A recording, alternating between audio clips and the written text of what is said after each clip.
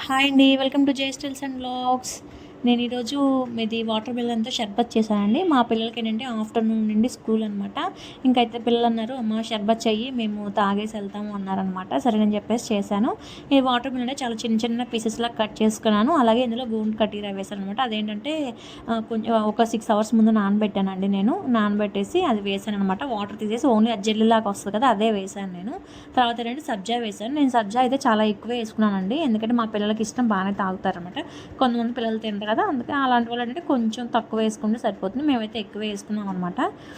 ఇందులో ఏంటంటే కొంచెం కొంతమంది అయితే రోజ్ సిరప్ కూడా వేస్తున్నారు. మా ఇంట్లో లేదు రోజ్ సిరప్. అయినా ఎందుకులే ఇలాగే ట్రై చేసి చూద్దాం ప్లెయిన్‌గా అని చెప్పేసి మేము ట్రై చేసాం అనమాట.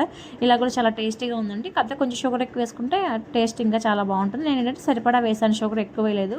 ఒక 2 స్పూన్స్ దాకా వేసాను అంతే షుగరు. ఇంకా బాగా అది కలిపేసుకొని తర్వాత ఏంటంటే పాలు ఉంటాయి కదా, అవి పాలు కాచి చల్లార్చినవి అనమాట. బాగా చల్లగా నేనైతే ఫ్రిడ్జ్లో పెట్టిన పాలు కాచి చల్లార్చిన తర్వాత ఫ్రిడ్జ్లో పెట్టుకున్నాను.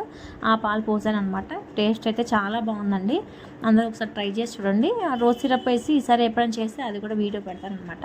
మాకైతే ఇలా ప్లెయిన్గా కూడా చాలా టేస్టీగా ఉందన్నమాట.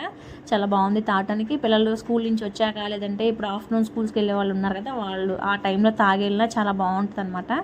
ఇందులో అన్నీ మనం వేసినవన్నీ మంచి ఇంగ్రీడియంట్స్ కదా. ఇంకేంటంటే ఇంకా సర్వింగ్ చేసేసాను నేను అలా పుచ్చకాయ ముక్కలు వేసి. Thanks for watching. సబ్స్క్రైబ్.